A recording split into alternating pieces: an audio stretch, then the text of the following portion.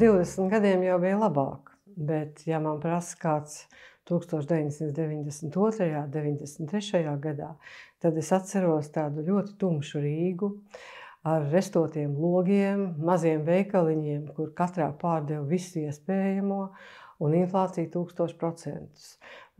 Pirms 20 gadiem, kad mēs iestājāmies, mēs jau bijām lielu ceļu nogājuši, jo pretējā gadījumā mēs nekad nebūtu uzņemti, jo tomēr Eiropas Savienības gadījumā Kopenhāgenes kritēriji ir ļoti stingri, tur nekādas atkāpes netiek dotas attiecībā uz reformu izpildīšanu un arī uz valsts spēju ne tikai integrēties Eiropas Savienībā, bet arī nenogrimt zem atkal Eiropas Savienības likumdošanas un standartu un prasību smagumu.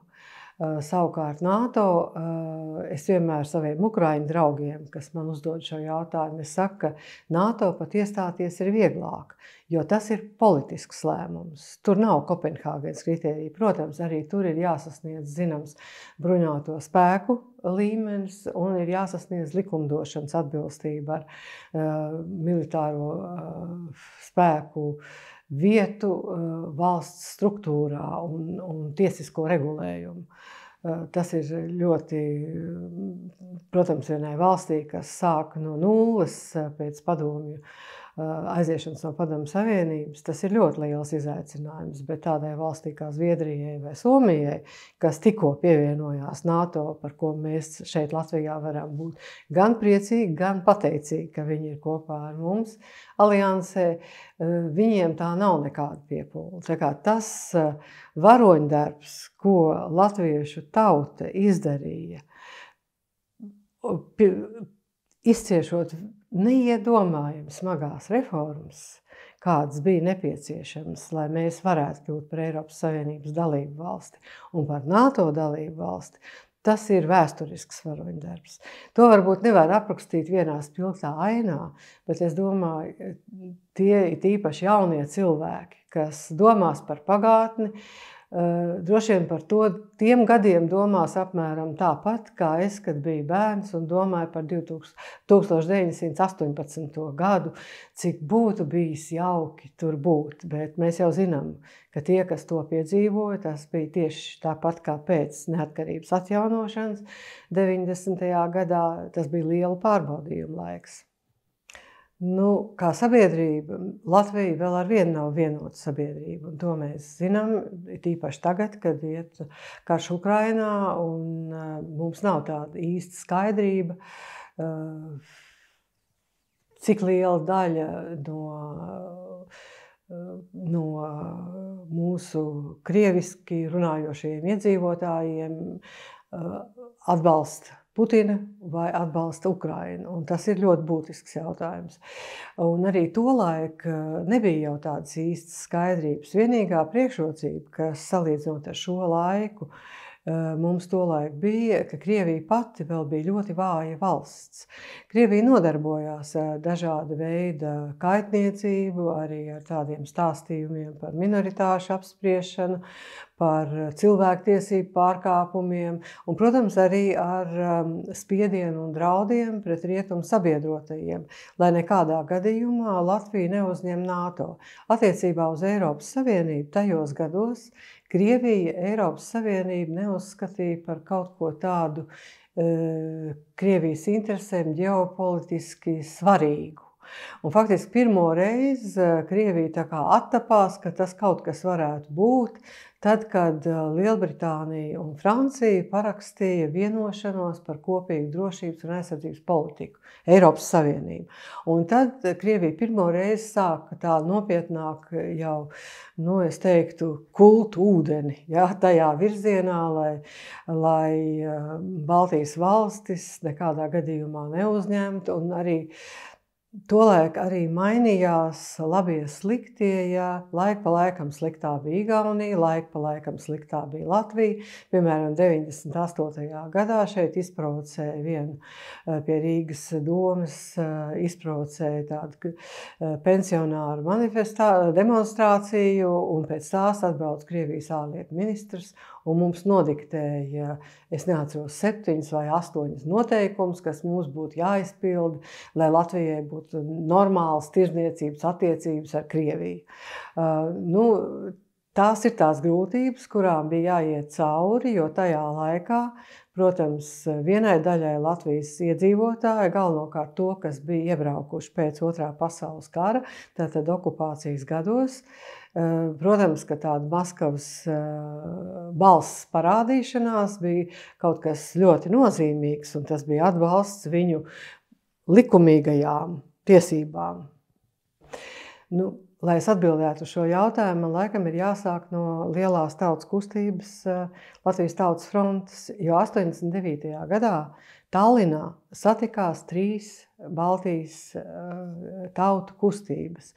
Sajūdis no Lietuvas, Rahvarinne no Igaunijas un Latvijas Tautas fronte. Un toreiz jau šīs Baltijas asamblējas dokumentos mēs skaidri pateicām, ka Baltijas valstu ceļš ir Eiropas ceļš.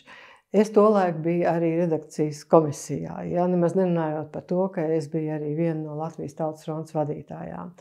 Un tālākais ceļš man aizved uz ārlietu ministriju, un es strādāju Latvijas pārstāvniecībā ANO Ženēvā. Un tur mans galvenais darbs bija nemitīgi spēkoties ar milzīgu Krievijas pārmetumu gāzmu par minoritāšu un cilvēku tiesību pārkāpumiem Latvijā. Un es nostrādāju tur 3 gadus, un tad, kad es braucu projām, vismaz bija sasniegts tāds līmenis, apvainojumi turpinājās, bet tiem netika pievienota dezinformācija, kaut kādi izdomāti skaitļi un kaut kādi fakti, jo es visu laiku izmantoju savas atbildes tiesības. Tādas pastāv delegācijai, un ikreiz, kad Krievija nobrauc ar plašu roku par dažādiem skaitļiem un tā tālāk, es pamanījos tos atspēkot. Un es vēl šodien atceros Krievijas vēstnieku seju. Viņš laikam nebija pamanījis, ka Latvijai tagad ir sava delegācija cilvēktiesību komisijā, un atkal visi skandalozie fakti bija izstāstīti, un tad man deva vārdu, parasti dod vārdu pēc tam, kad viss pirmās uzstāšanās ir beigušās, un tad es tos visus atspēkoju, un es lasīju, un tās Krievijas delegācija tās slīp no manis, un es visu laiku uz viņiem skatījos, un droši vien, ka man zvēroja acis. Un pēc tam es strādāju par vēstnieci Francijā, un tas bija tāds ļoti grūts posms, tāpēc, ka frančiem Baltijas valstis bija pilnīgi izdzēstas no viņa mentālās kartes. Un es, piemēram, esot dažādās pieņemšanās un tiekoties ar cilvēkiem, visbiežāk uzdotais jautājums bija, kādā valodā jūs runājat, vai krieviski.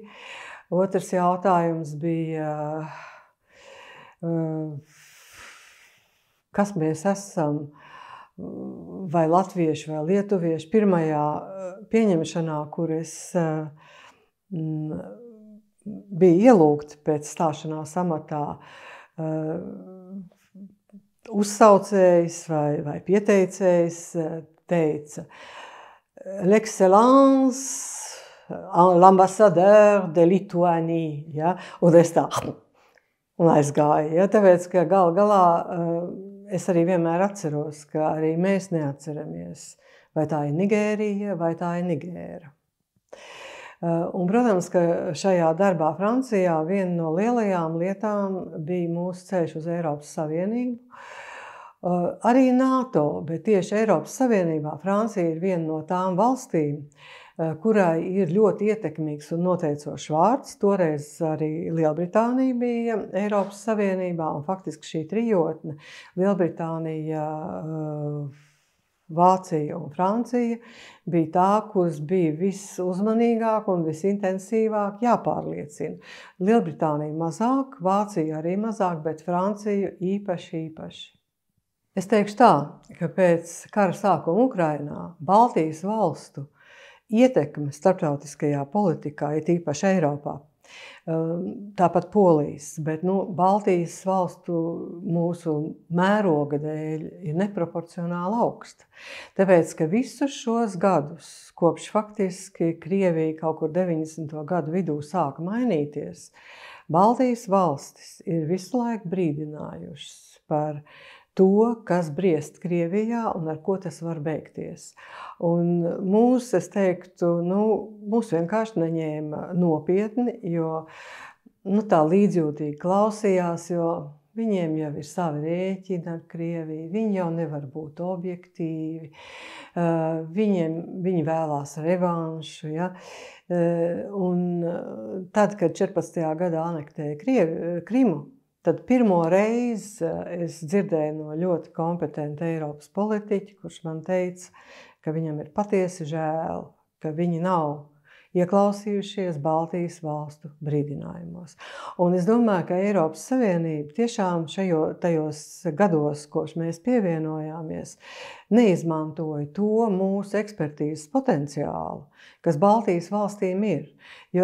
Jo viņiem gan vajadzētu iedomāties, ka neviens nevar būt vairāk ieinteresēts normālās attiecībās ar Krieviju, un lai Krievija būtu normāla valsts, kā Baltijas valsts, jo mums ir sauszemes robeža, mums nav Pireneju kalni, kas mūs var šķirt no Krievijas, bet realitāte ir tāda, kāda tā ir, un Krievija ir pārvērtusies par diktatūru, nāves sods pagaidām ir atcelts, bet tikko pēc šī milzīgā terora akta, kur vairāk nekā 130 cilvēku aizgāja bojā, Krievijas likumdevēji atsāk runāt par nāves sodu atjaunošanu. Tad jau būs pilnīgi Staļina diktatūra atpakaļ. Pirmkārt, ir jāsaka tā, ka ne tikai no Latvijas un abām pārējām Baltijas valstīm, bet principā arī no citām valstīm, kurām deputātu skaits Eiropas parlamentā ir neliels, parasti tiek ievēlēti ļoti spēcīgi deputāti, jo acīm redzot vēlētāji balso par personībām, ne tik daudz par partiju sarakstiem. Savukārt lielajām delegācijām, vai tā būtu Vācija vai Francija vai kāda cita no daudzmiljonu valstīm, es esmu novērojis, ka tur ir tāds spēcīgs virsējais slānis, un tad ir tāda aste, kur paiet gadi un faktiski gandrīz neko nezina par to cilvēku, jo viņš nekādā veidā ar savu darbu Eiropas parlamentā nav iezīmējies. Un ja mēs šīs spēcīgās personības saliekam kopā 3 Baltijas valstis, un tad vēl pievienojam Ziemeļvalstis, ar kurām mēs ļoti cieši sadarbojamies, es domāju, ka tas ir ļoti ievērojams ietekmes rīks. Jo, piemēram, tad, kad mani ievēlēja par priekšsēdētāja vietnieci, un es biju 7,5 gadus, un es būtu vēl varējusi 2,5 gadus, taču tādi bija apstākļi, es atteicos no tā.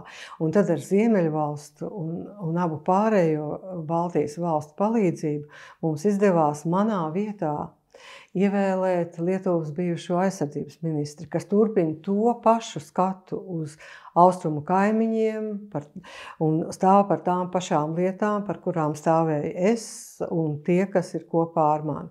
Otrs, kas ir ļoti svarīgs, ja, mēs startējam pašlaik vēlēšanās no vairākiem sarakstiem. Un kampaņas laikā, man liekas, būtu katram, kas kandidē vismaz vadošajās vietās, jāatcerās, ka pēc kampaņas, tad, kad tie, kas būs ievēlēti, tiem būs jāstrādā kopā. Un tā mēs arī strādājam kopā gan ar Ivaru Ījābu, gan ar Robertu Zīli, jo kopā mēs veidojam jau 5 cilvēkus, 5 balsis. Un es atceros vienu tādu brīnišķīgu epizodi Eiropas parlamentā, kad parlamenta sēdi vadīja Roberts Zīle. komisārs, kas ievadīja un nobeidza šo jautājumu un uzklausīja parlamentāriešus, bija Valdis Dombrovskis, un es runāju Eiropas Tautas partijas tā ir lielākā frakcija, vārdā, un es vēl palūdzu, lai mūs nofotografē kā 3 latvieši, ja, kā mēs tomēr pārstāvam vienotu un ļoti spēcīgu ietekmi. Un vēl es gribu pateikt, ka viss jau nenotiek tikai ar, tie nav tikai deputāti, kas rada šo ietekmi. Tas arī ir deputātu palīgu un sekretariātu darbinieku ieguldījums. Un tur arī mums ir ļoti labi iestrādāti tīkli gan ar Poliju, gan ar Ziemeļvalstīm, un tad atkarībā no jautājuma ar citām valstīm.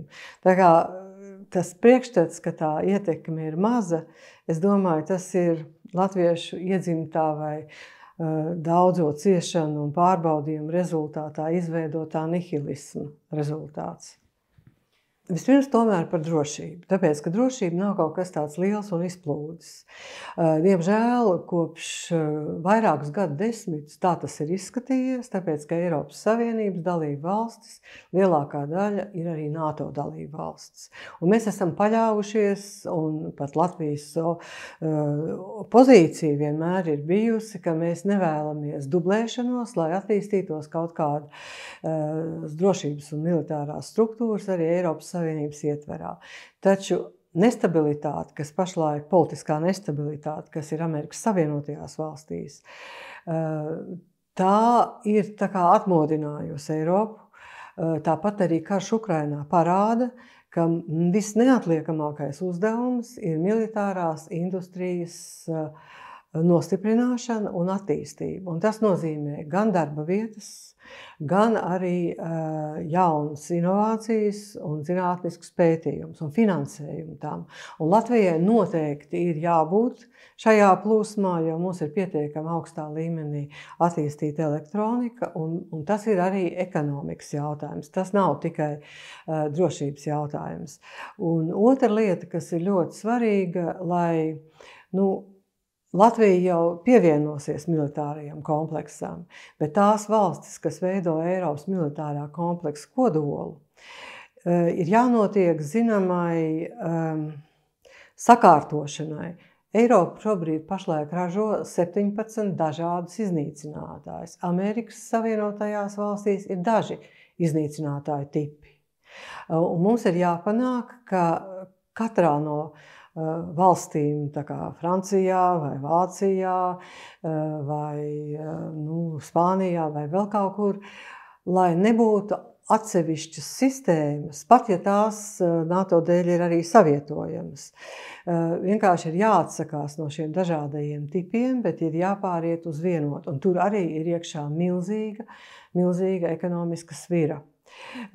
Tas ir tāds otrs ļoti liels uzdevums, un trešais uzdevums mums, kā robežu valstī, ir ļoti svarīgi panākt, lai Eiropas kreisais flanks politikā atteiktos no tās nostādnes, ka mēs necelsim žogus.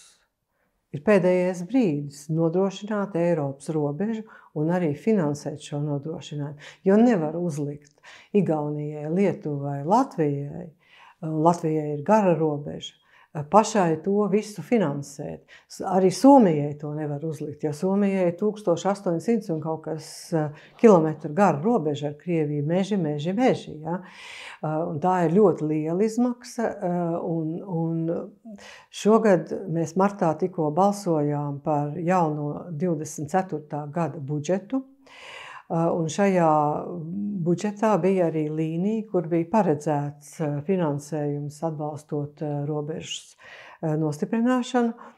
Man ir jāsaka, mēs zaudējām. Es arī balsoju par to, bet tas zaudējums nebija graujošs. Jo agrāk, iepriekšējā gadā, kad mēs mēģinājām kaut ko līdzīgi, tur tā atšķirība bija vairāk nekā 100. Un šogad jau balsojums atšķīrās par kaut kādiem 50 balsīm, kas nozīmē, ka arī tā sapratne pašlaik arvien vairāk palielinās. Un tas ir ļoti svarīgs uzdevums. Tad vēl ir Frontex. Un Frontexam tā ir Eiropas Savienības robeža aizsardzības aģentūra un ir jāpaplašina Frontex mandāts. Jo šobrīd Frontex drīkst tikai vērot, bet nedrīkst atturēt. Ja? Tāpat ir jāpalielina arī Frontexā robeža apsardzes skaits. Ir 10 000, Eiropas Tautas partija uzskata, ka ir nepieciešami vismaz 30 000. Un vēl runājot par robežas finansējumu. Šobrīd Eiropas Savienība apmēram 160 miljonus ir paredzējusi vismaz robežu apsardzes iekārtām. Tur ir dažādas novērošanas sistēmas, tur ir elektroniskās sistēmas un kas vēl ir nepieciešams. Tas, protams, ir palīdzīgi gan Polijai, gan pārējām mums valstīm. Bet par šo naudu rogus neuzcelsim. Ja? Šīs vēlēšanas ir nozīmīgas ar to, ka pasaule šobrīd ir ārkārtīgi nemierīgā attīstības stadijā. Un jau šobrīd pēc aptaujām mēs varam pateikt, ka Eiropas parlamentā vēlēšanu rezultāts virzīsies pa labi. Un ka labējais flanks būs plašāks. Es piederu pie Eiropas Tautas partijas frakcijas, tā ir centra frakcija. Un līdzīgi centra frakcija ir sociāldemokrāti. Tās prognozes rāda, ka mēs apmēram tur arī paliksim. Taču samazināsies liberālais flanks un samazināsies zaļā partija. Savukārt tur pa labi, tur būs palielināsies dažādi labēji radikāļu grupējumi. Un tas nozīmē, ka arvien grūtāk būs pieņemt tādu stabilizējošu likumdošanu, jo lielākoties šie radikālie politiskie spēki, viņi darbojās uz tādiem urrā principiem. Tas, ko sociālie tīkli paņem un miljons reižu atspoguļo, tad tā ir tā politika. Bet likumi tā netop. Likumi top ļoti ilgā un rūpīgā darbā. Un, protams, ka neviens likums nevar apmierināt visus. Bet likumam ir vismaz jāstabilizē sabiedrība un jādod tai iespēja tajā vai citā jomā darboties diezgan plašā joslā. Un mani personīgi tas ļoti biedē, kā tas būs, un tāpēc es vēršos pie visiem saviem draugiem, kur diezgan vienaldzīgi izturās. Viņiem liekas, parlaments ir tālu. Nav tālu, tāpēc, ka ir vesela virkne lietas, kuras tur tiek apstiprinātas un pieņemtas, un kas kļūst par ikviena un ikvienas ikdienu. Vienalga, vai tā būtu straumēšana vai kāda cita lieta. Un tāpēc ir ļoti svarīgi saņemieties, aizejiet, nobalsojiet. Un nobalsojiet par tiem vēlēšanu kandidātu sarakstiem, par kuru politiku jums ir skaidrs priekšstats, ar ko šie cilvēki iet uz priekšu. Nevis kā es te nesen klausījos vienu, kurš aizrautīgi stāstīja savam draugam, pirms tam balsoja par Gobzemi, viņš neko neizdarīja, un tad es nolēmu nobalsošu par nacionāļiem. Ja? Un cits saka, es gan par jauno vienotību, bet es pirms tam par kaimiņu. Ja? Un tas parāda, ka tiem cilvēkiem tie izvēles kritēriji, es teiktu, ir augstākā mērā nenopietni. Man ir tad jāsaka tā, ka mums katram ir jāmēģina iedomāties, ko nozīmē 3. gadu dzīvot nāves briesmās.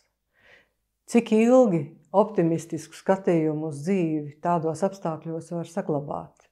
Un šī ir pirmā reize, kad es jūtu, ka ukraiņi vairs nespēj slēpt savu sarūktinājumu par rietumu atbalsta nepietiekamību, par dažādajām birokrātiskajām procedūrām, kas stājās ceļā vienkāršiem lēmumiem. Nu, kaut vai tikko vienojās Eiropas Savienība, ka turpmāk Ukraina varēs saņemt tos procentus, finanšu procentus, kas no iesaldētajiem Krievijas aktīviem, kuri glabājās Eiropas Savienības bankās. Un tad izrādās, ka sākot no lēmumu pieņemšanas dienas uz priekšu tos procentus skaitīs, bet tie 5 miljardi, kas jau ir uzkrājušies, tie tad arī paliks to institūciju rīcībā, lai viņi varētu aizstāvēties pret vairākus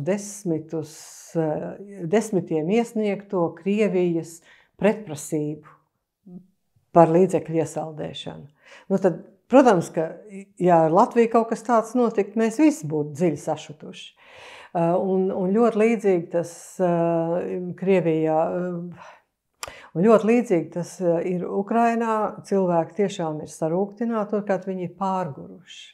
Jo viņiem ir katru otro, ja ne katru nakti jāsēž patvērtnēs.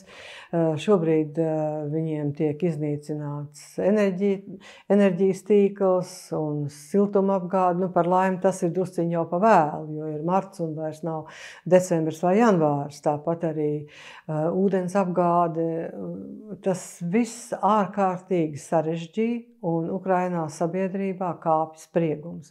Un tāpēc arī ir svarīgi, lai Eiropā spētu pieņemt ātri lēmumus, nevis vīļātu 2 gadus, kādā veidā mēs atdosim procentus no Krievijas iesaldētajiem līdzekļiem. Ukrainas ceļš neapšaubām būs grūtāks. Pirmkārt, tāpēc, ka viņi palaida garām to iespēju logu, kas pavērās tad, kad Krievija vēl bija vāja. Savu atbildību ir jāuzņemās, protams, arī rietumiem, kuri Bukarestē pietiekami skaidri nepateica.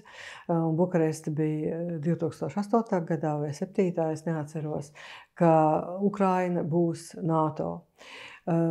Tomēr es gan toreiz, gan tagad tiekoties, es vienmēr uzsveru, ka viss ir arī atkarīgs no viņiem. Ka viņiem ir jāturpina sevi gatavot, protams, cik nu tas kara apstākļos ir iespējams, gan Eiropas Savienībai, gan NATO, tā, lai tajā brīdī, kad mainās politiskā situācija un durvis atverās, lai viņi būtu gatavi pa tām ieiet. Un neviens nevarētu teikt, jūs neesiet gatavi. Tas ir tieši tas, ko Latvija darīja, neatkarīgi no tā, ka mums no visām pusēm nāca signāli NATO nekad.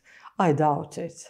Ja, es atceros, kā man viens vēstnieks, lielvalsts vēstnieks teica, kundze, vai jūs tiešām domājat, ka Baltijas neaizstāvamās Baltijas valsts NATO, ka tas ir reāli? Nu, redziet, tas ir reāli. Tātad arī Ukraina NATO, tas ir reāli, bet Ukrainai ir arī virkni priekšrocību, kas mums nebija. Pēc kara Ukrainas armija, kas pakāpeniski sevi iesūc NATO ieročus, NATO vadības sistēmu un tā tālāk, būs vispieredzējušākā armija visā Eiropā. Un varbūt viena no pieredzējušākajām pasaulē. Un tāpēc tas vienmēr tas centrālais jautājums, ko katras valsts vadībai ir jāuzdod, lemjot par NATO, ir vai Latvija jeb Ukraina, pievienojoties NATO, to padara stiprāku vai vājāku. Un Ukraina noteikti to padara stiprāku. Un atkal es atgriezīšos atmodas laikmetā. Jo tā ārkārtīgi lielā vienotība, pēc kuras cilvēki arī šodien ilgojās un uz kuru atsaucās, tāda vienotība ir iespējama tikai ļoti, ļoti liela mērķa vārdā vai arī dziļa posta apstākļos. Tiklīdz cilvēki ieiet kaut kādā tādā normālākā dzīvē un ir īpaši demokrātijā, tā sociālām grupām un individiem pat, viņiem katram ir savs priekšstats par to, kāda ir pareiza tiesiska valsts. Nu, protams, vispār zināmo tādu ietvaru un vērtību ietvarā, bet tā dažādība, tā ir tā, kas ir demokrātijas spēks un reizē arī vājums. Un noturēt vienotību šādos apstākļos, protams, ir grūtāk nekā liela spiediena apstākļos. Jā, es vēlreiz gribu teikt, ka visvienotākus cilvēkus jau padara cīņa pret kaut kādu lielu pretspēku. Šobrīd svarīgi ir būt vienotiem, tāpēc, ka faktiski mēs dzīvojam kā ēnā. Un mēs to nedrīkstam nemirkli aizmirst, ka tur par to, lai mēs varētu dzīvot tā, kā mēs dzīvojam, tur mirst Ukrainā, tur mirst cilvēki. Ja? Un tāpēc mums ir tā kā tās sīkumainās ķildes un tādas lietas ir jānoliek plauktā un jāpagaida, kad varēsim atgriezties pie iemīļotā latviešu vaļasprieka. Nesen kāds jauns cilvēks man teica, ka tad, kad viņam bija 20 gadi, tagad viņam ir kā 26, 27 kaut kas tāds, kad viņš ir klausījies par to, kā es un vēl daži, kā mēs nemitīgi atkal un atkal atgriežamies pie šī vēsturiskā patiesīguma, pie komunisma nozodījuma, viņš ir domājis, come on, tā taču ir pagātne.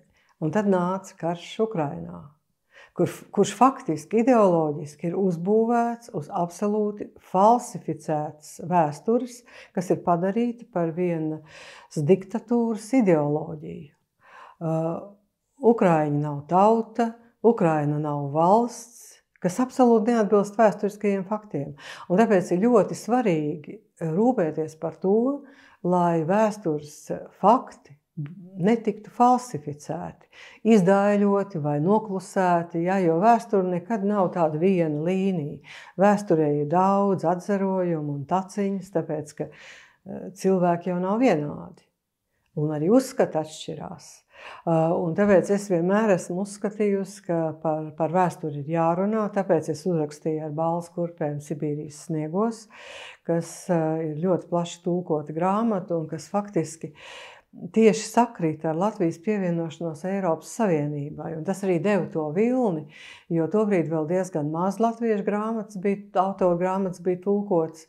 Un es domāju, ka tas bija arī tāds ieguldījums, lai palīdzētu tiem cilvēkiem, kas bija dzīvojuši normālās valstīs, lai palīdzētu saprast to, kas notika aiz dzelzs priekškara. Tāpēc arī es vēl ar vienu no sākuma nodibināju šo veidojumu vēstures izlīgumu grupu, bet tagad šajā sasaukumā es to esmu jau atdevusi savai lietuviešu kolēģei, bet es vēl ar vienu tur darbojos. Un tas ir interesanti, ka tieši starp 19. un 14. gadu bija tāds tā kā iekritums. Tad, kad mēs pievienojāmies, tad bija ļoti daudz dažādu diskusiju un politisku dokumentu par Eiropas vēstures politiku, un tad pēkšņi tas bija tā kā izsmelts un vairs nebija aktuāli. Un tad nāca Krimas aneksija, un tad vēsture atgriezās Eiropas Savienības dokumentos, kā tāda ļoti nozīmīga lieta, un karš Ukrainā jau pierāda, ko nozīmē vēsturi padarīt par diktatūras kalponi.